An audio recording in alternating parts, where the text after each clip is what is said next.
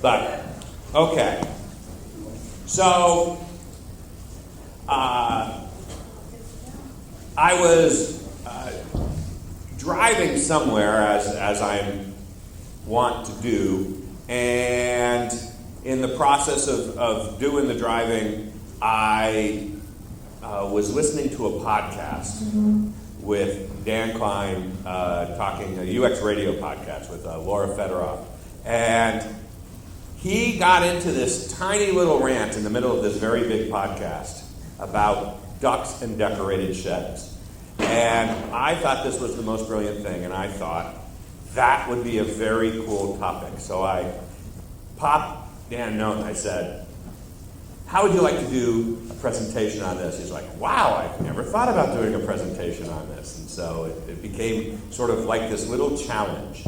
And in a moment, you're going to see why this is really an important topic that we need to be talking about, because we have some decisions to make about the future of the designs we're doing. We are often so rooted in the present that we get caught up just thinking about getting the thing out. But it turns out that there are decisions we make that we either realize later on were absolutely the right decision, or we come to regret. And that's where this idea of ducks and decorated sheds is. Dan, I've known Dan for a while. He is part of the Understanding Group. They're a fabulous design firm up here in Michigan, and one of the leading thinkers. Dan is one of the leading thinkers, but the firm itself is filled with them on information architecture and taxonomy and all of this stuff. And so they're always have brilliant things to say. And so I'm going to stop talking so you can hear Dan say it. Dan Klyn.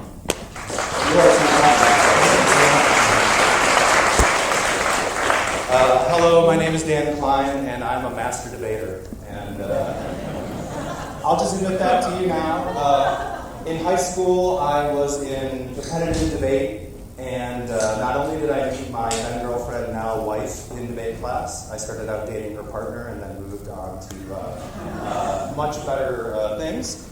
And this is me, and the caption, if you can't read it, reacting to a rumor that their team has staged an upset win. That wasn't what happened. It was a loss, as usual. And but we thought maybe we won. And in high school debate, anybody here a high school debater? Were you a high school debater? Woo! Thank you. There are two ways that you can win at high school debate. And the preferred route, since this is an educational activity, is through evidence, through facts, and through having a good case. That was not the way that I would win.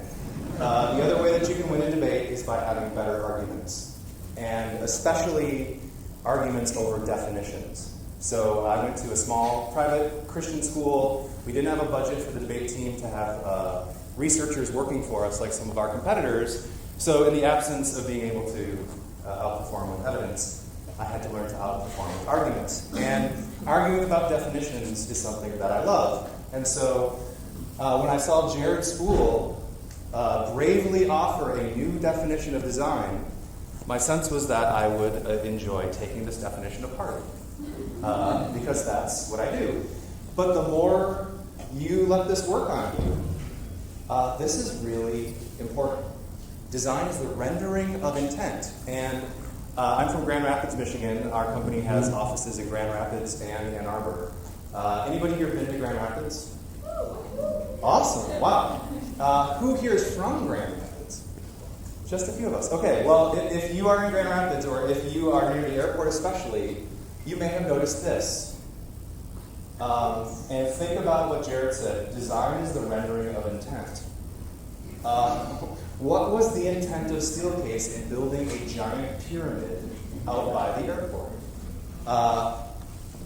It wouldn't surprise you to hear, I wouldn't think, that this structure is a challenge to work inside of. And such a challenge that Steelcase has vacated the premises. And in retrospect, how do intent and design work? Some future archaeologists might look at this, and that the intent of that building was to enshrine the idea that back in the day, Our employment was so stable, the furniture business was so good, we could make preposterous buildings and have the intent be for them to be cool buildings, not the intent for them to be functional spaces. So intention, if design is the rendering of intent, the stuff that we make has structures. And instead of going straightly from intent to structure, like sometimes we do, right? So this is one of my favorite images of all time. I bet the tax preparers get people walking in and asking for pizza. Intention and the resulting structure here, this was just expedient, right? The tax business is only really hot for a couple of months during the year, and they knew that they might be mistaken for a Pizza Hut, but the structure of what they were doing. So this is, and another thing that's really important about how Jared said that, design is the rendering of intent. Is this the work of designers?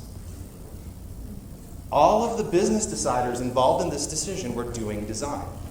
And they were rendering their intent, and the structure that came out of that process, how would you know that that was good or not? We might say, well, that's really crazy, but how do you know? How do you know what a good structure is? And in the parlance of how the kids talk today, how do you know if you're doing it right?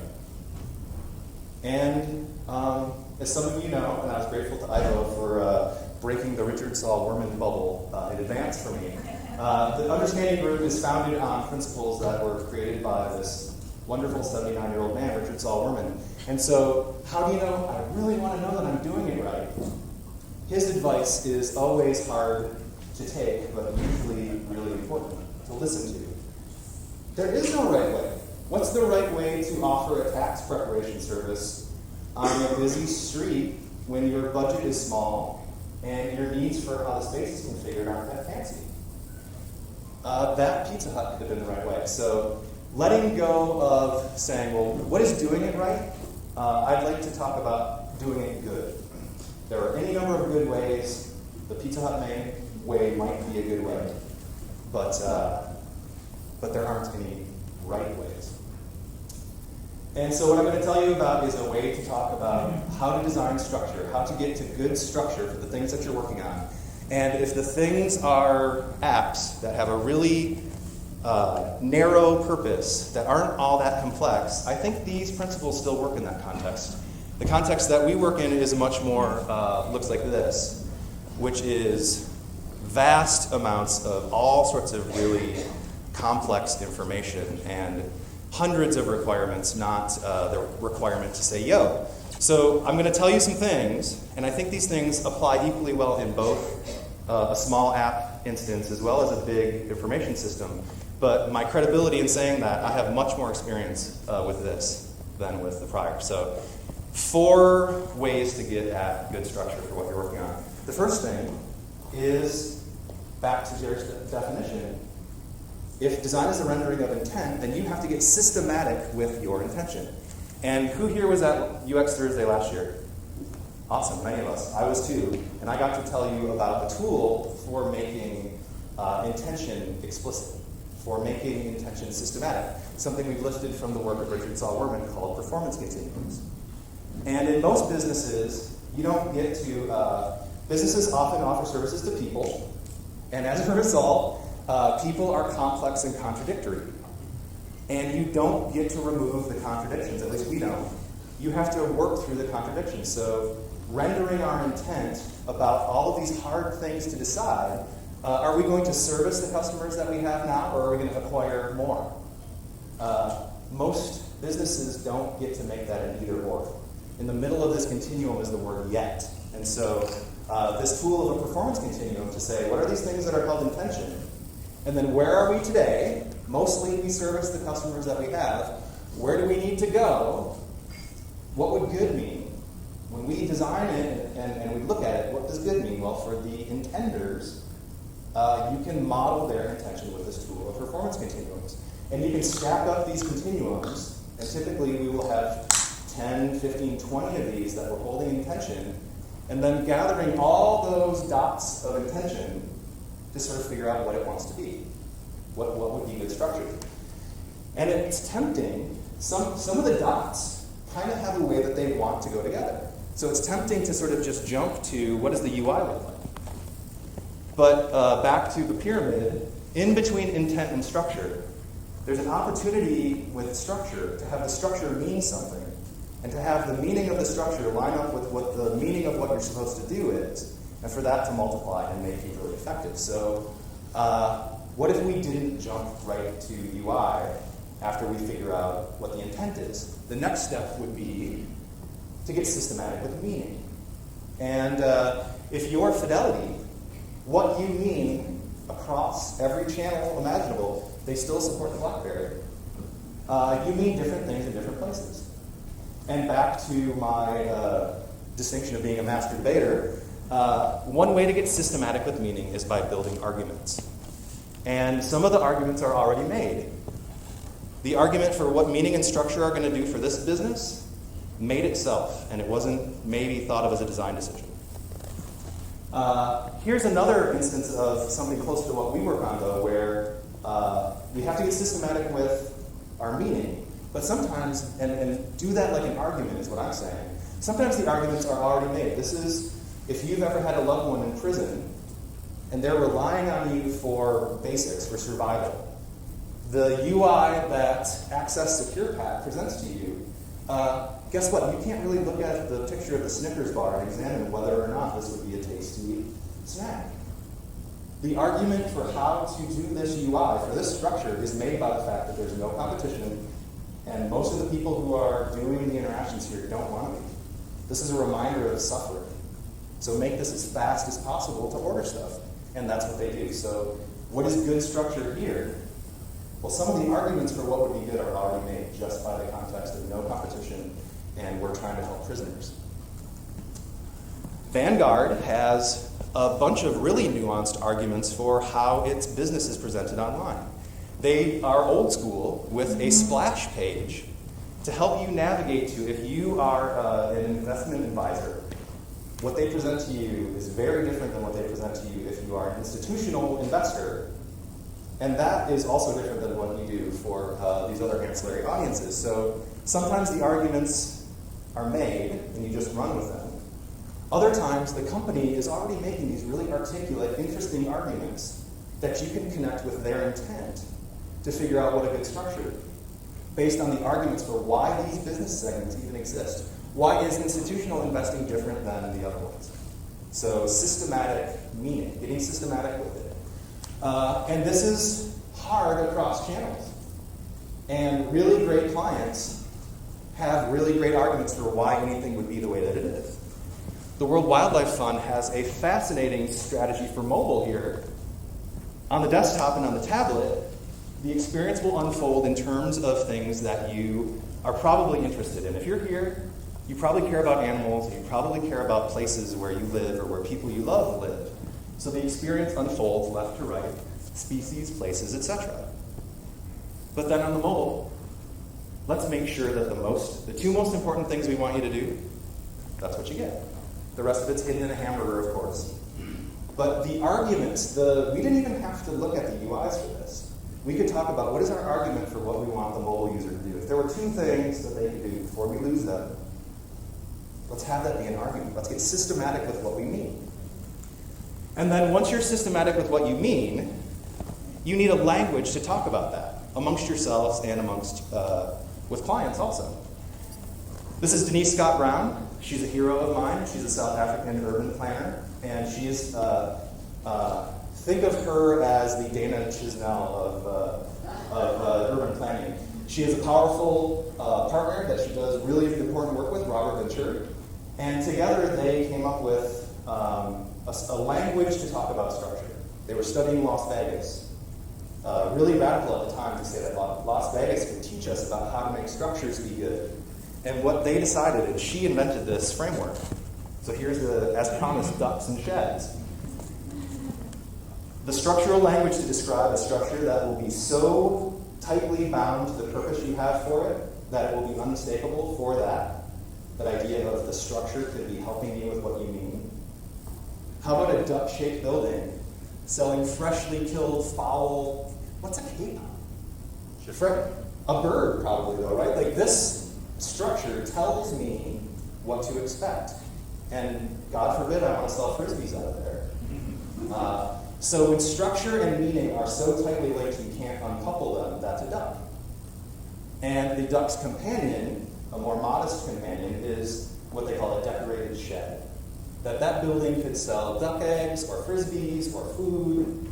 The meaning is tacked onto the outside. And in working in the built environment, if you stack up the attributes of what is different between a duck and a decorated shed, what their recommendation is, because buildings, so this building was really solidly built that they could move it intact. Jared told me they didn't even take the chandeliers down. The purpose of this building as a theater, could we think of this as a duck? And then an undifferentiated space, that would be maybe akin to a shed. One example that's writ large here in Detroit that you can just look at out the window when you're driving around. And in the built environment, this is fun because buildings last longer than apps and websites.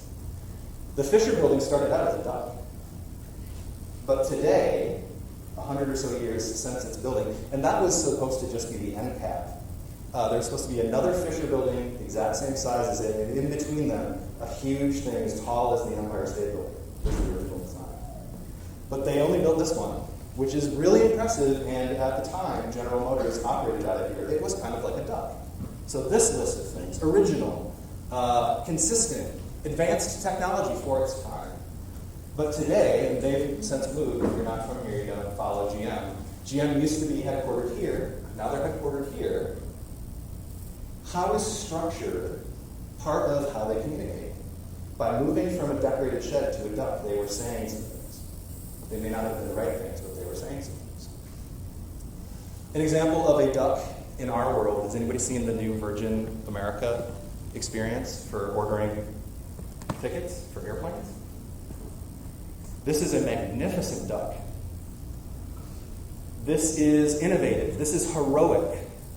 This is pretty from every angle that you look at it. And if the people working on this had the structural language to know that what they were doing is making a duck, it may have been more comfortable and enjoyable for the whole team. But that's what they ended up with. Another example from the kind of work that we do that I think of as a duck is Square. Does anybody here remember the first time that you paid for something using Square? Goosebumps from paying for something?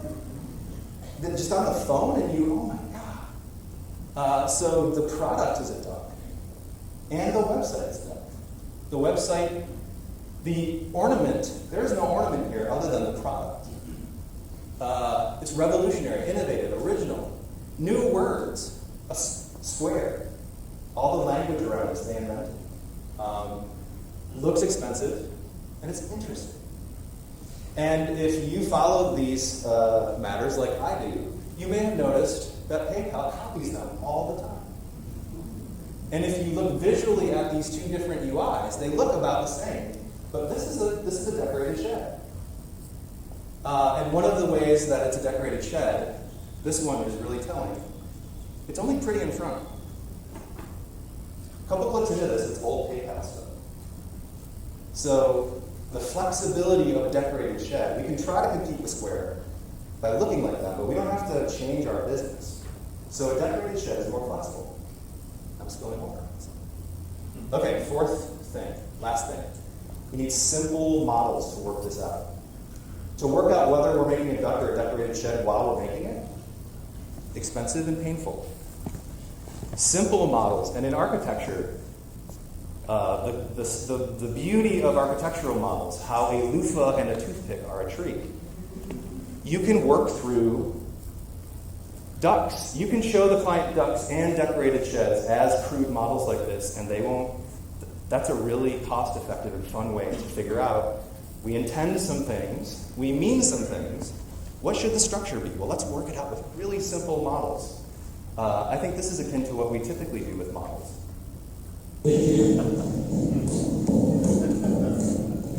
Without much further ado, I give you the Dan Klyn Center for Kids and Deaf Reading Group.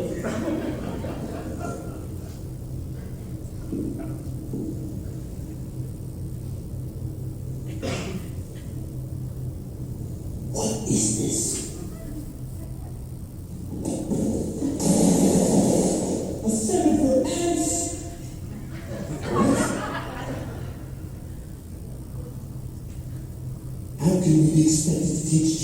learn how to read if they can't even fit inside a bit? High fidelity I prototype. don't hear your excuses. The center has to be at least 3 times bigger than this. A high fidelity prototype the client didn't understand. This happens. This is real. So simple models. And I promised a case study out of this, so I have the briefest case study ever. Oh, man. Okay, maybe not. Oh, no, this will work. So I'm working with an e-commerce company. They present a website today. The whole website is what they sell. Except there are a couple of things that you can get a custom quote from them on, but it's all blended inside of shopping. And in order to help them take their intent, which is to grow this business, into rendering it somehow, we spend a lot of time in that middle step of meaning. What should it mean? By working through really crude models. Because they can't see anything else. When your whole website is selling things, the idea that you might need to do something differently than that, it's hard to see. And rather than me having to wireframe up the whole world and show them old world, new world, how about just the difference between these two models? What used to be, I'm going backwards. What used to be 2 little things in a small process, what if we bifurcate the experience? This will be all that now, and this will make more sense. It's all blue. And then this new world will be yellow world. We'll add 2 new big things to it. And then in the middle, yellow and blue make green. Really simple model. And at the end of a process of getting systematic with what we intend, getting systematic with what we mean, having some language to talk about what we might do and what might be good before actually having to build everything, and then proving it out in simple models. That's how we do it. So thank you.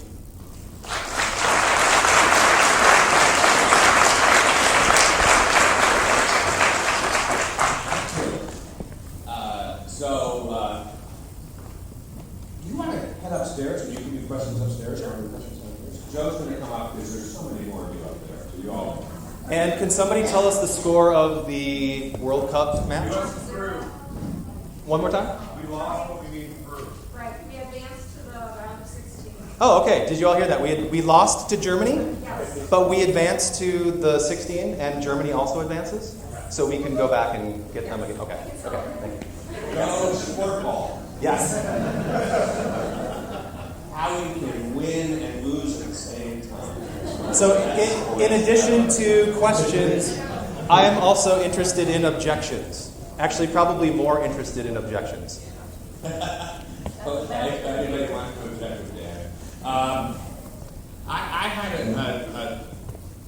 a question, because what struck me about this ducks versus decorated shed and things is that you're asking your stakeholders and your clients to get beyond sort of their current emergent need that is driving the project.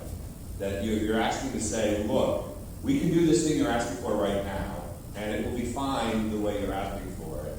But there's a future that you want to be concerned about. And I'm curious what you think some of the challenges are with talking to stakeholders and clients about imagining your future world versus today's world and that implication.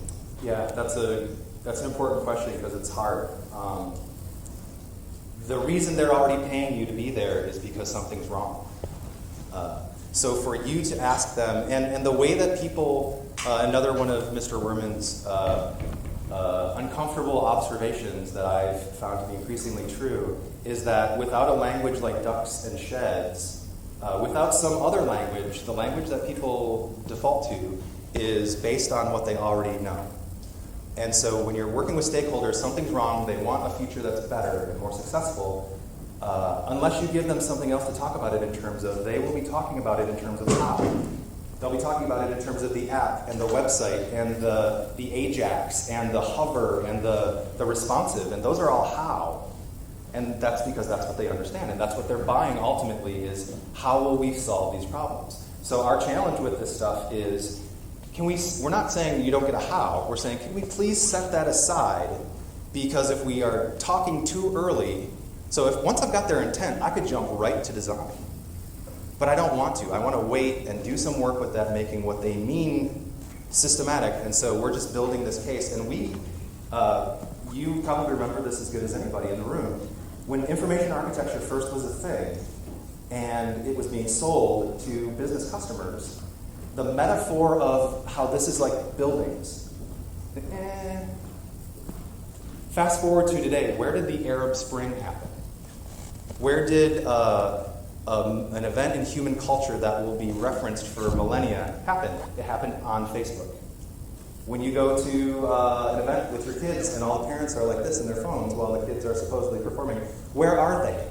They're in a place. So another way that we do this, Jared, is by asking them, and as our meetings get fancier and fancier, the stakeholders have more and more firsthand experience with architecture in the built environment. Maybe they've had the chance to build their dream home, or at least customize a home. And so we just say, hey, before you spend a couple $1 million on a building, because the building's going to be there for a while and it's supposed to be really valuable, how about we work through some simple models first before starting to build the building? And they're like, oh, yeah, I get it. Yeah, the Arab Spring is an interesting thing because there was a lot of, in order for the folks who were part of the insurgent or revolutionary forces as part of that, to sort of disguise what they were doing, they were finding all sorts of interesting ways to communicate. I read in I think it was the New York Times, that they were using dating sites because nobody was monitoring the conversations on dating sites. They were going to places where they could make things happen. And if you were to say, this app I'm working on, whatever, anybody here leave some stuff on the bench at home that you have to go work on tomorrow that you're going to have to do 2 days worth of work to catch up on? So that thing that is on your bench that you'll go back to tomorrow, what if you think of that as a place? It's a place made of information that people go, just like this building is wonderful for what we're doing today, and it would suck for some other purposes. Just thinking that framing of this is a place made of information.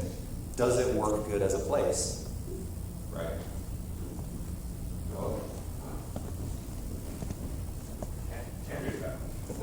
Hey, Dan. Oh, hi. This is just like old times. Yes, I was a dance student. My question about your sort of 4 steps to knowing the structure is, where does user research come into this?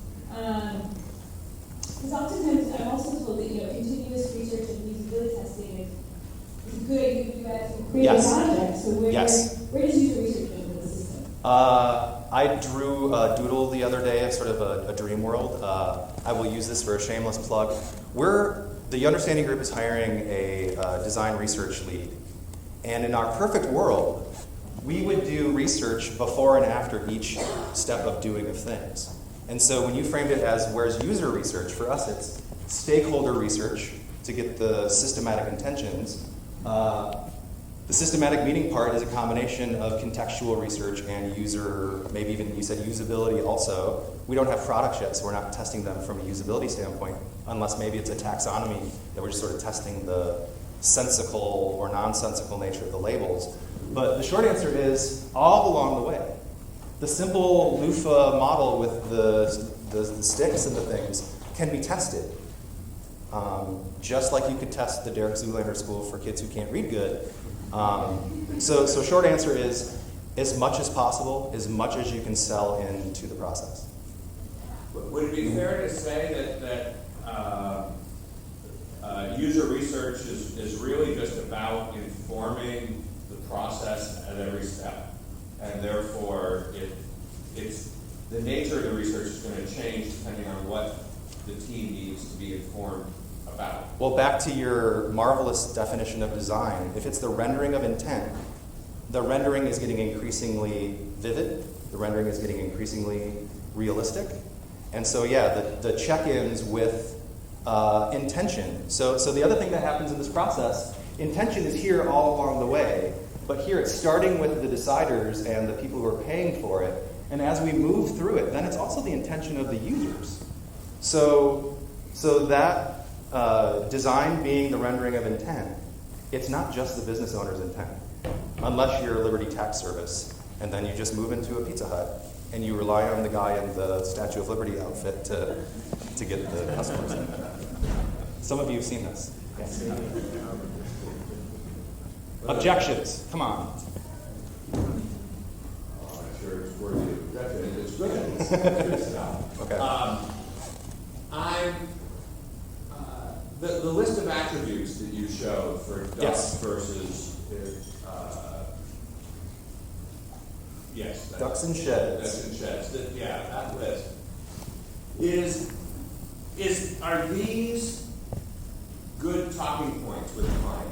Is this a place you can sort of bring out in a kickoff meeting and ask what's going on, or does this have some bias to it that will make people always want to be a duck? Yes and yes. I love your questions. Yes and yes. That's why I get paid the big Yeah, no, it's good because yes, and not all clients, but some clients, we're already doing this, right? We're trying to extract what are the adjectives for what would describe a good outcome from what we're working on. So we're already doing this. So if the client is, if they can go there with you, if they would entertain some big words and some weird process, yeah, you could work with them through this and then look at pictures of buildings that they all know from the neighborhood and then talk about, yeah, in the built environment, it's so expensive and buildings last so long, or at least they used to, that figuring this out is mostly a matter of economics. But increasingly, because we've been wrestling with this at TUG, like, how does this thing from the built world really translate to software and apps and things? And what's not true about this analogy in the built environment and where we work is it's not necessarily more expensive to build a duck. From a cost of the developers, from the development time, but experience debt from building a duck is akin to the kind of material lock-in that you have from pursuing a duck in the built environment. So yeah, every stakeholder, if they have the chance between a undifferentiated structure where what we mean is sort of tacked on, so imagine buying a Magento commerce site, throwing your products on it, putting your logo there. That's a kind of a decorated shed. Of course we want a bespoke thing, like skinny ties. Show that to any stakeholder. This unique thing that you do, we could make a site that is really about this, down to the skinny tallness of it. Of course they want a duck. And then you can talk about, well, once you have a duck, you're stuck with a duck. And a duck can't sell frisbees. Yes? So your real estate analogy of ducks and sheds, someone falls apart and then no one wants to buy a duck or buy a shed. And the complicated fact is sometimes you get a client who's like, they're using the new words, right? Put it in the cloud and make it responsive, and they have no clue what that means. And then you have an agile developer who's like, MVP, which means essentially they're building a shed in iteration 1, right? No matter what, you're getting a shed. So, can you talk a little bit about, when using this type of terminology, the management of perception and perspective for the client, because maybe you're trying to talk them back from the duck, but you know they're going to see the shed first, and they've been promised somewhere in the middle. Like, that sounds really complicated. There's a lot of complexity in what you asked, and I'll hone in on one little tiny part, because I don't like hard things, and the other things were hard. This is easier, which is, oh man, I was trying to be funny, I may have lost it. Yeah, I lost it. And I'm eating into the next presenter's time, so hunt me down afterwards and let's re-ask this. But thank you so much for your time. And thank you, Jared.